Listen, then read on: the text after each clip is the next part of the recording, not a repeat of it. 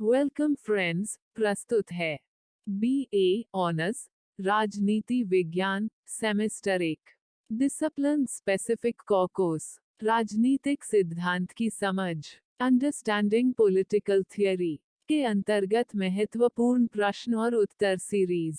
प्रश्न, कल्याणकारी राज्य के कार्यों का वर्णन करें। आंसर, कल्याणकारी राज्य के कार्य। कई विद्वानों ने राज्य के कार्यों को दो भागों में विभाजित किया है, अनिवार्य और ऐच्छिक कार्य। लेकिन कल्याणकारी राज्य इस प्रकार के कार्य विभाजन में विश्वास नहीं करता। अतः कल्याणकारी राज्य के कार्य निम्नलिखित हैं। 1. आंतरिक सुव्यवस्था तथा विदेशी आक्रमणों से रक्षा। एक राज्य जब तक विदेशी आक्रमणों से अपनी भूमि और सम्मान की रक्षा करने की क्षमता नहीं रखता और आंतरिक शांति तथा व्यवस्था स्थापित करते हुए व्यक्तियों के जीवन की सुरक्षा का आश्वासन नहीं देता, उस समय तक वह राज्य कहलाने का ही अधिकारी नहीं है। इस कार्य को पूरा करने के लिए राज्य सेना और पुलिस रखता है। जिस देश के नागरिकों को इस बात का विश्वास नहीं कि उनकी सरकार बाहरी आक्रमणों से उनकी रक्षा कर सकेगी, तो वे नागरिक निश्चिंत नहीं रह सकते। 2. जीवन और संपत्ति की रक्षा। राज्य का प्रमुख कार्य नागरिकों की रक्षा करना है। वास्तव में राज्य का जन्म ही इस आवश्यकता के कारण हुआ है। यदि राज्य व्यक्ति के जीवन, संपत्ति और स्वतंत्रता की रक्षा नहीं करेगा तो राज्य का अपना अस्तित्व ही समाप्त हो जाएगा। राज्य में व्यक्ति इस कारण रहता है कि राज्य में उसके जीवन और संपत्ति की रक्षा हो सकती है। राज्य के पास प्रभु सत्ता होती है और ऐसे व्यक्तियों को, जो दूसरों के अधिकारों की अवहेलना करते हैं, राज्य कठोर से कठोर दंड दे सकता है। 3. शिक्षा और स्वास्थ्य संबंधी कार्य। लोक कल्याणकारी राज्य का उद्देश्य व्यक्तियों के लिए उन सभी सुविधाओं की व्यवस्था करना होता है, जो उनके व्यक्तित्व के विकास हेतु सहायक या आवश्यक है। इस दृष्टि से शिक्षा और स्वास्थ्य की सुविधा का विशेष उल्लेख किया जा सकता है। इस प्रकार का राज्य शिक्षण संस्थाओं की स्थापना करता है और एक निश्चित स्तर तक शिक्षा को अनिवार्य तथा निःशुल्क किया जाता है। औद्योगिक तथा प्राविधिक शिक्षा की व्यवस्था भी राज्य द्वारा की जाती है। इसी प्रकार चिकित्सा गृहों तथा प्रसव गृहों आदि की स्थापना की जाती है, जिसका उपयोग जनसाधारण निःशुल्क कर सकते हैं। 4. न्यायिक व्यवस्था करना। यह स्वाभाविक है कि समाज में रहने वाले व्यक्तियों में अनेक विषयों पर तरह तरह के विवाद और झगड़े उत्पन्न हों। उन विवादों का समाधान करने के लिए राज्य की ओर से न्यायिक व्यवस्था जानी चाहिए। यह कल्याणकारी राज्य का ही कार्य है कि सभी व्यक्तियों को समान रूप से बिना किसी भेदभाव के न्याय प्रदान करे। न्यायपालिका निष्पक्ष हो और सभी के मन में उसके प्रति आदर की भावना हो। 5. आर्थिक विकास की व्यवस्था। आज का युग तेज गति का युग है। संसार के देशों में आर्थिक विकास की होड़ लगी हुई है। व्यक्तियों का जीवन स्तर तेजी से उठ रहा है। ऐसी अवस्था में समाज की अर्थव्यवस्था और व्यक्तियों की आर्थिक स्थिति के प्रति कोई भी राज्य मूक दर्शक बनकर नहीं रह सकता। उसका यह प्रमुख कार्य हो जाता है कि वो संपूर्ण देश के आर्थिक विकास का प्रयत्न करे। समाजवादी देशों में तो यह कार्य राज्य स्वयं हाथ में लेता ही है, परंतु पूंजीवादी देशों में आर्थिक विकास के लिए राज्य की ओर से विशाल पैमाने पर प्रयत्न किए जाने लगे हैं। अनेक उद्योग निजी उद्योगपतियों के हाथों में होने पर भी राज्य उन पर पर्याप्त नियंत्रण रखता है।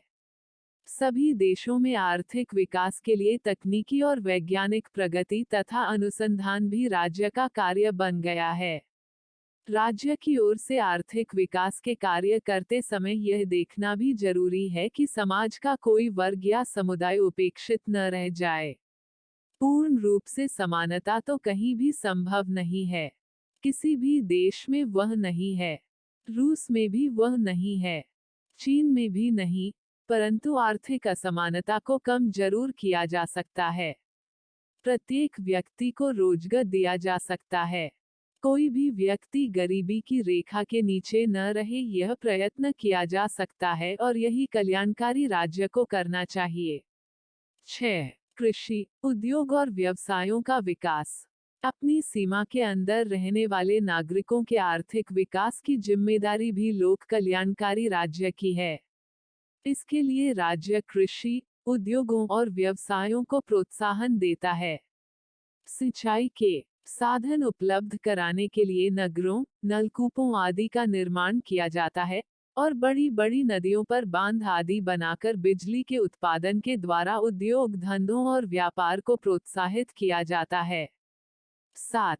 आर्थिक शोषण की समाप्ति। लोक कल्याणकारी राज्य आर्थिक शोषण की समाप्ति के लिए औद्योगिक क्षेत्र का नियंत्रण करता है और यदि किन्हीं उद्योगों को सरकारी अधिकार में लेना आवश्यक मालूम होता है तो उनका राष्ट्रीयकरण कर देता है। 8. श्रमिकों के हित में कानून बनाना। उद्योग धंधों का नियंत्रण करने के साथ साथ लोक कल्याणकारी राज्य श्रमिकों की दशा सुधारने के लिए काम के घंटे निश्चित करने, उन्हें उचित वेतन प्राप्त कराने, कारखानों में स्वास्थ्यकर वातावरण उत्पन्न करने, श्रमिकों की शिक्षा और स्वास्थ्य की व्यवस्था करने, अयोग्य होने की हालत में बीमा योजना को लागू करने, तालाबंदी आदि से उनकी रक्षा करने और बोनस दिलाने के संबंध में कानून बनाते हैं। श्रम न्यायालय की स्थापना करके श्रमिक झगड़ों की शीघ्र निपटारा करने की व्यवस्था भी लोक कल्याणकारी राज्यों द्वारा की जाती है। 9. समाज सुधार संबंधी कार्य। सामाजिक प्रगति को बढ़ावा देने के लिए छुआछूत, जाति और वर्गों की संकुचित भावना, रूढ़ियों, अंधविश्वासों और बाल विवाह एवं दहेज सरीखी कुरीतियों को दूर करना भी लोक कल्याणकारी राज्य के लिए आवश्यक है। महिलाओं की दशा सुधारने या विधवाओं के भरण पोषण की व्यवस्था और उन्हें सम्मानपूर्ण जीवन दिलाने की व्यवस्था भी ऐसे राज्यों द्वारा की जाती है। 10. सामाजिक सुरक्षा संबंधी कार्य। इसके अंतर्गत लोक कल्याणकारी राज्य रोगी, अपंग, असहाय तथा वृद्ध व्यक्तियों को पेंशन देने का प्रबंध करता है और उनके लिए आश्रय केंद्र स्थापित करता है। समाज के पिछड़े वर्गों को आगे बढ़ाने के लिए उन्हें कुछ विशेष सुविधाएं आदि भी दी जा सकती है। 11. उच्च नैतिक विकास। लोक कल्याणकारी राज्य नागरिकों को आर्थिक, सामाजिक और राजनीतिक सुरक्षा देकर ही अपने कार्यों को पूरा हुआ नहीं मान लेता। उसे नागरिकों के नैतिक विकास की भी चिंता होती है। अतः श्रेष्ठ साहित्य के निर्माण में सहायता देना, विभिन्न विषयों के अभिकृत विद्वानों को पुरस्कृत करना और अश्लील साहित्य पर रोक लगाकर नागरिकों के लिए नैतिक विकास में भी लोक कल्याणकारी राज्य सहायक बनता है। तो कुल मिलाकर इस प्रस्तुति में हमने कल्याणकारी राज्य के कार्यों से संबंधित जानकारियां प्राप्त की। प्रस्तुति समापन। आपका धन्यवाद। Disclaimer: This notes has been made after a lot of research, yet the accuracy of the answers may vary. The author assumes no responsibility or liability for any errors or omissions in the content of this notes.